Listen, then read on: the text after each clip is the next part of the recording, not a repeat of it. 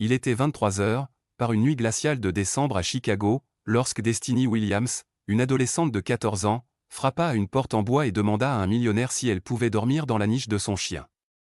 Pas dans son manoir, dans la niche de son chien. Matthew Sterling resta figé non pas à cause des -11 degrés Celsius, mais à cause de sa question. « Monsieur, la niche de votre chien a l'air plus chaude que l'endroit où je dors. Est-ce que je pourrais y passer la nuit, s'il vous plaît ?» Je ne volerai rien. Derrière lui, la chaleur s'échappait de sa maison en briques. Devant lui, une fille tremblait si fort que ses mots se brisaient. 12 heures plus tôt. Matthew se trouvait dans une salle de réunion vitrée, perché au-dessus du lac Michigan, observant des chiffres défiler sur des écrans valant des milliards. Sterling Industries, son empire de fibres optiques et de centres de données, avait fait de lui l'un des hommes les plus riches de Chicago, mais 3 ans après que le cancer eut emporté sa femme, Sarah, tout cet argent ne servait qu'à combler le silence. Sa maison était chaude, mais vide à part Gatsby, le Golden Retriever qui ne demandait jamais rien. Le dernier projet de Sarah avait été la maison de Gatsby, du cèdre fait main, des sols chauffés à l'énergie solaire, construite avec amour et précision. Chaque créature mérite la dignité, disait-elle, se souvenant de ses propres nuits passées à dormir dans des voitures quand elle était enfant. Matthew avait trouvé cela excessif à l'époque.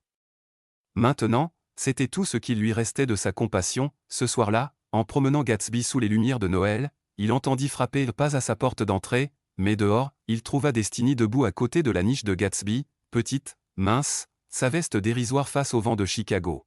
« Depuis combien de temps es-tu dehors » demanda-t-il. « Assez longtemps pour savoir que cette niche est mieux que la plupart des refuges. » Dit-elle, il lui proposa la chambre d'amis ou le canapé. « Le canapé » dit-elle aussitôt au plus près des sorties, il apporta les couvertures que Sarah aimait. Destiny les toucha doucement, comme si elles pouvaient disparaître. Gatsby se blottit contre elle. « La plupart des gens auraient appelé la police, » murmura-t-elle. « La plupart des gens ne savent pas que parfois, c'est du système qu'on s'enfuit, » répondit-il. Au bas de l'escalier, il se retourna. « La salle de bain est dans le couloir. Verrouille n'importe quelle porte si tu veux. »« Tu es en sécurité ici, monsieur, » dit-elle calmement. « Comment vous appelez-vous, Matthew » répondit-il. « Matthew Sterling, moi, c'est Destiny. »« Destiny Williams, bonne nuit, Destiny, bonne nuit. » Matthew monta se coucher, mais ne trouva pas le sommeil.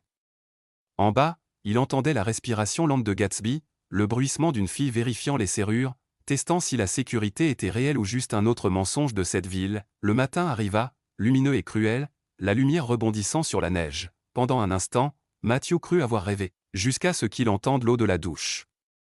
Gatsby montait la garde devant la porte. Quand Destiny ressortit, elle portait les mêmes vêtements fins, mais paraissait plus propre, ses cheveux mouillés et peignés. Les couvertures soigneusement repliées en carré. « Je peux partir maintenant, » dit-elle.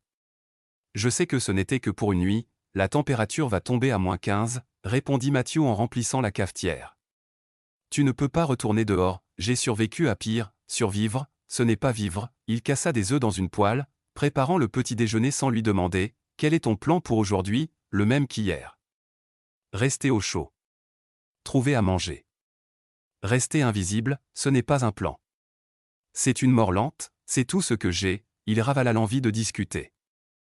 Et s'il y avait une autre option, il n'y en a pas. Comment tu le sais? Parce que je cherche depuis 6 semaines, dit-elle, la voix tremblante. Tous les refuges sont pleins ou demandent une pièce d'identité que je n'ai pas.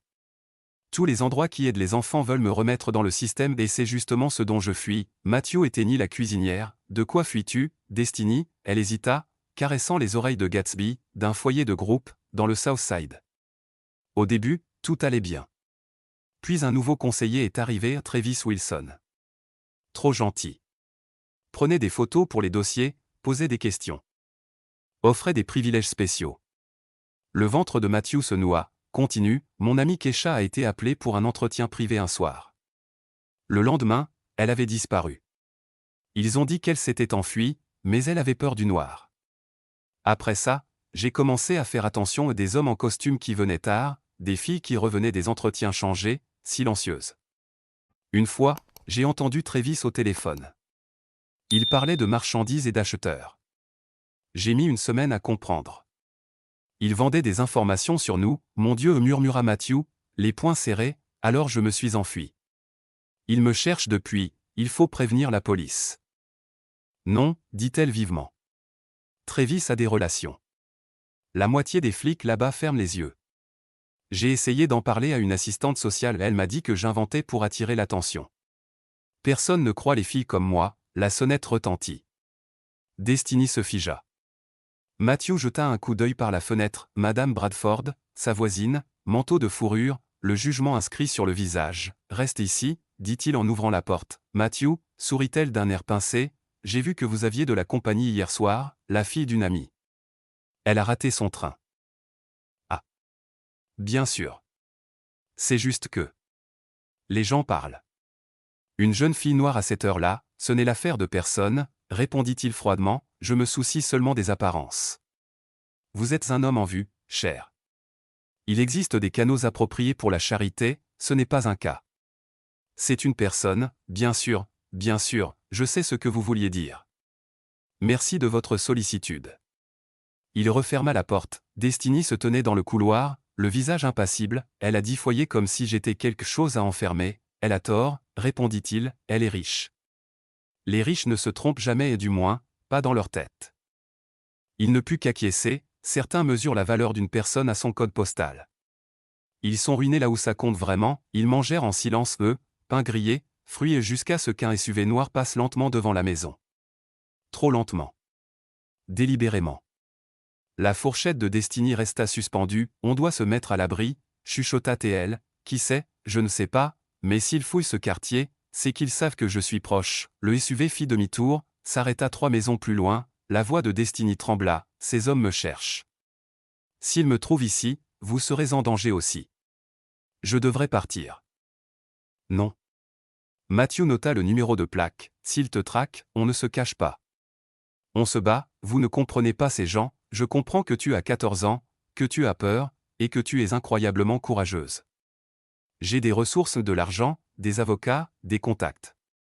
On va trouver une solution, il baissa la voix, tu m'as demandé à dormir dans la niche de mon chien. Ma femme l'a construite parce qu'elle croyait que chacun mérite la dignité. Je ne vais pas te renvoyer dehors. Ni vers eux. Ni vers le froid, le visage de Destiny trembla avant qu'elle ne se reprenne. Pourquoi faites-vous ça? Parce qu'il y a 35 ans, ma sœur avait besoin que quelqu'un se batte pour elle, et personne ne l'a fait. Je ne referai pas la même erreur. Le SUV repartit, mais ils savaient tous deux qu'il reviendrait. Le lundi matin, les conséquences arrivèrent. Le téléphone de Matthew sonna avant l'aube, c'était Gregory Anderson, son directeur financier. Le conseil est inquiet, dit Gregory.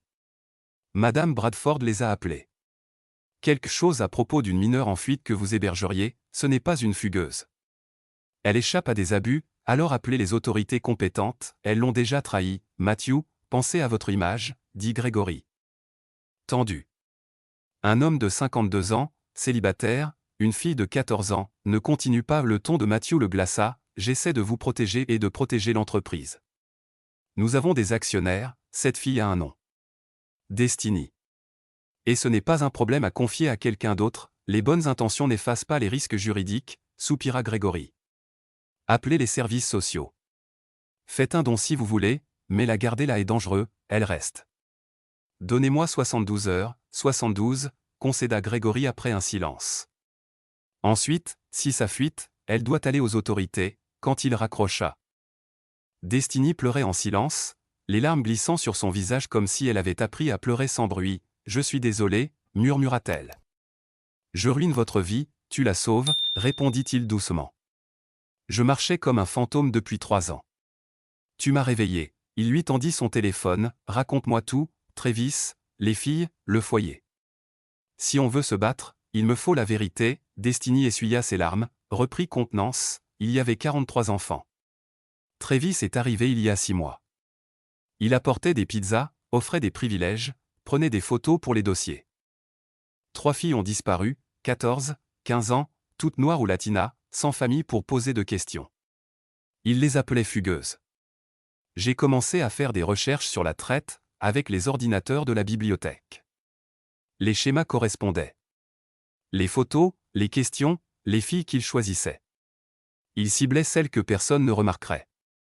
Elle déglutit, une nuit, je l'ai entendu au téléphone, il parlait de 3 unités prêtes à être transférées et disait que les acheteurs préféraient le profil qu'on a évoqué.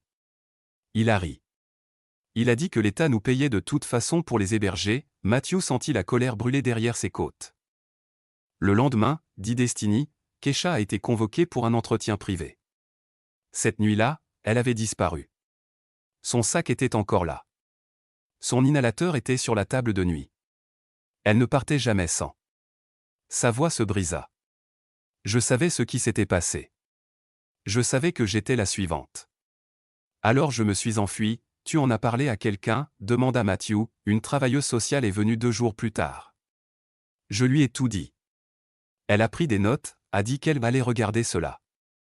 Le lendemain matin, Travis m'a prise à part.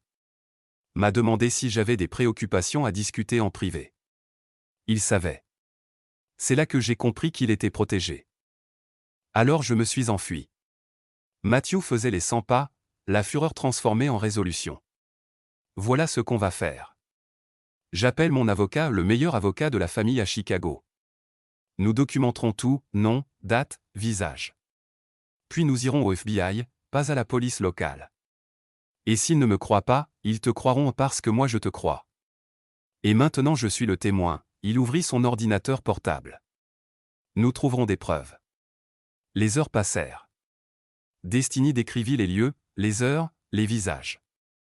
Matthew utilisa les accès sécurité de Sterling Industries caméra de circulation. Flux municipaux pour récupérer des images près du foyer de groupe. Plaque d'immatriculation. Véhicule. Une plaque revenait sans cesse enregistrée au nom d'une société écran. Quelques recherches plus tard, il trouva des liens avec une société de gestion immobilière. Puis le nom d'un membre du conseil l'atteignit comme un coup, le frère de la femme de Gregory Anderson, Jésus. Il tourna l'écran. Tu reconnais ces boutons de manchette? Une photo montrait Travis Wilson montant dans une voiture, le poignet d'un homme visible des boutons de manchette argentés en forme de nœud, Destiny pâlit. Ceux-là.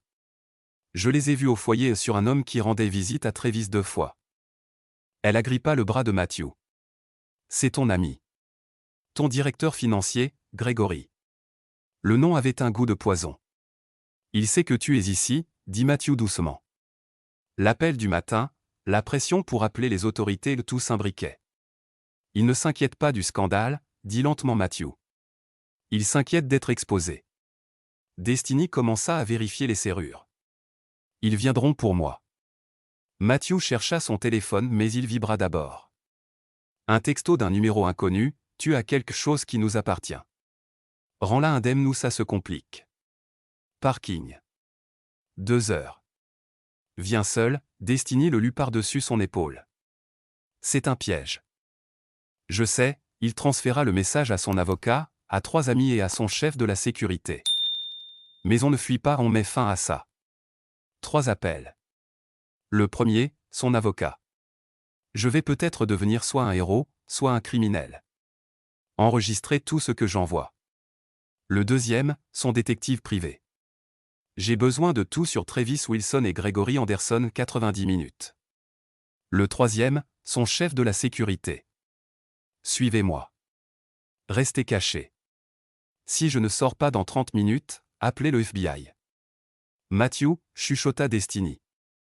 Tu n'as pas à faire ça, si, répondit-il. Il se baissa pour la regarder dans les yeux.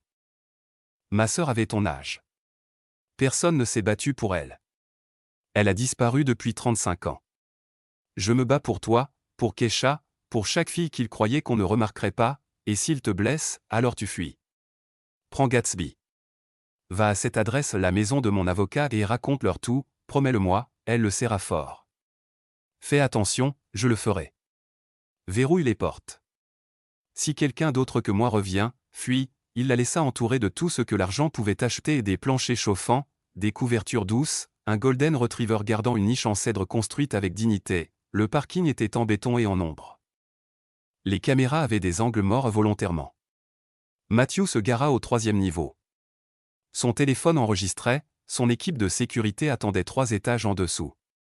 La rage le rendait précis, un SUV noir s'arrêta.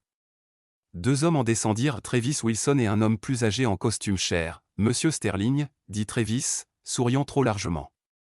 Enchanté. Où est la fille? Elle ne partira pas avec vous, elle est sous la tutelle de l'État, répondit l'homme plus âgé d'un ton froid. Nous sommes des soignants autorisés, vous êtes des trafiquants d'enfants, craqua Matthew, c'est de la diffamation, souffla Travis. J'ai des preuves, des images, des plaques, des documents financiers reliant vous à 6 organisations impliquées dans le trafic. Tout est envoyé au FBI, à la presse et à des associations. C'est terminé, l'homme plus âgé soupira. Vous compliquez les choses, monsieur Sterling.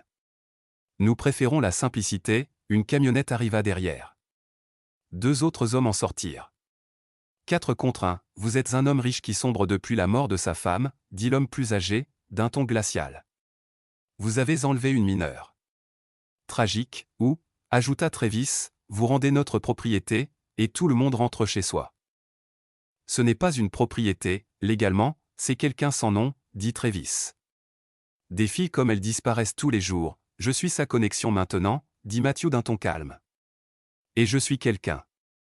J'ai des avocats, du pouvoir, et je veillerai à ce qu'on la recherche, l'homme plus âgé hocha la tête. Les 2 hommes avancèrent. Matthew actionna la balise d'urgence de son téléphone. À l'étage, l'alarme de Destiny allait retentir. L'alerte de sécurité fut envoyée. Les données se téléversaient. Mais à cet instant, des mains lui saisirent les bras, quelque chose appuya sur ses côtes, nous avons essayé la simplicité, dit Travis. Maintenant nous procédons autrement, ils lui passèrent des liens en plastique, le poussèrent dans la camionnette. L'air empestait l'eau de Javel, voilà le marché, dit Travis en faisant tourner un couteau. Tu l'appelleras. Dis-lui de venir dehors. On l'a saisi. Tout le monde vivra. Non. Tu crois que tu la protèges, ricana Travis. Nous avons déplacé 43 filles. Aucune enquête n'a abouti. Le système s'en fiche, elles sont remplaçables. Elle ne l'est pas, la voix de Matthew resta calme. Elle est brillante, observatrice, courageuse. C'est pour ça qu'elle est précieuse, n'est-ce pas? Travis eut un sourire narquois. Les intelligentes se vendent plus cher. Malléable. Adaptable. Tu parles d'un enfant, je parle de commerce. Offre et demande, passe-lui l'appel, s'il appelait, il la trouverait. S'il ne le faisait pas, ils iraient quand même. À moins qu'elle n'ait déjà fui. Il le lui avait dit. Elle était intelligente, elle saurait, non, répéta Matthew, Travis soupira. Très bien. On la trouvera sans toi. Tu sers d'assurance, la camionnette démarra. 15 minutes plus tard, elle s'arrêta. Sa maison.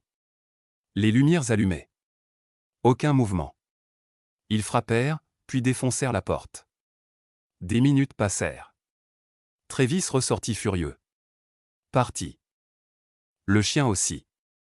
Elle a fui, dit l'homme plus âgé, ou, quelque part où vous ne la trouverez jamais, dit Matthew, presque en souriant. Travis le frappa. On la trouvera. Et on te tuera, mais la peur perçait sous sa colère car Destiny ne s'était pas seulement enfuie. Elle avait disparu. Elle les avait tous surpassés, ils roulèrent de nouveau jusqu'à un entrepôt qui empestait la rouille et les secrets. Matthew fut attaché à une chaise, où est-elle, je ne sais pas.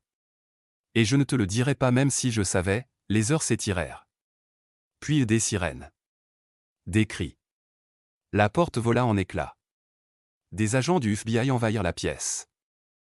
Matthew Sterling, ici, ils le libérèrent, le tirèrent dehors dans les lumières clignotantes. Et là, debout à côté d'un agent du FBI, vêtu d'une veste trop grande, le regard calme, donnant sa déposition se tenait Destiny, elle courut vers lui et le serra si fort qu'il en eut le souffle coupé. Tu vas bien, sanglota elle. Toi, comment as-tu, tu me l'as appris, dit-elle en montrant son téléphone. Tu m'as appris à suivre les plaques, à lire les schémas, à utiliser la surveillance. Quand ton équipe a dit que tu avais disparu, j'ai tout relié et j'ai appelé le FBI. Ils ont suivi la piste, un agent s'approcha. Monsieur Sterling. Je suis l'agent Morrison. Votre ami ici présente nous a donné assez d'informations pour 5 mandats. Nous poursuivions ce réseau depuis 2 ans. Elle l'a démantelé en 2 heures. Matthew regarda Destiny. Tu t'es sauvée toute seule. Elle sourit à travers ses larmes. On s'est sauvés mutuellement. La dignité pour tous, non. Pas seulement pour les chiens. Les arrestations suivirent rapidement Travis Wilson, Raymond Hughes, 6 autres, et 3 jours plus tard, Gregory Anderson. Les flux d'argent parlaient d'eux-mêmes, sociétés écrans, frais de gestion, comptes qu'ils contrôlaient. 43 enfants. 5 ans. Je ne savais pas, affirma Gregory par visioconférence. J'ai investi dans une société de gestion immobilière, une entreprise légale, tu savais, répondit Matthew calmement, la voix de Matthew était glaciale à travers les haut-parleurs. Tu savais. Et quand une fille de 14 ans a menacé de tout révéler, tu as essayé de la renvoyer, le visage de Gregory se décomposa. J'ai une famille, une réputation, 43 enfants avaient une famille autrefois, dit Matthew avant de raccrocher, Destiny était assise à côté de lui dans le bureau de l'avocat, enveloppée dans un manteau à sa taille. Les services sociaux lui avaient assigné une avocate. Et le tribunal avait accordé à Matthew un statut de famille d'accueil temporaire. Ce n'était pas parfait, mais c'était sûr, d'autres filles se manifestèrent. Keisha fut retrouvée vivante, 3 états plus loin, d'autres lors de descentes coordonnées du FBI. Les récits étaient horribles mais aussi empreints de survie. Destiny témoigna, claire et posée, expliquant comment elle avait observé, planifié et choisi Matthew comme allié. Les procureurs la qualifièrent de remarquable. Matthew, de courageuse. Les médias parlèrent de la plus grande affaire de trafic d'enfants de l'histoire de l'Illinois, 13 filles sauvées, 23 arrestations, 4 États impliqués. Les journalistes campaient devant la maison de Matthew, mais à l'intérieur, la vie reprenait lentement. Destiny s'inscrivit à l'école avec un suivi thérapeutique. Elle avait encore du mal vérifiant les serrures, évitant les portes fermées mais la sécurité commençait à paraître réelle. L'hiver laissa place au printemps. La niche du chien se tenait dans le jardin, vide maintenant que Gatsby dormait près de la porte de Destiny. Elle passait souvent sa main sur les murs de cèdre, murmurant un merci à Sarah Sterling, dont la compassion avait sauvé sa vie. 6 mois plus tard, Destiny trouva Matthew penché sur des plans. « Qu'est-ce que tu construis, tu te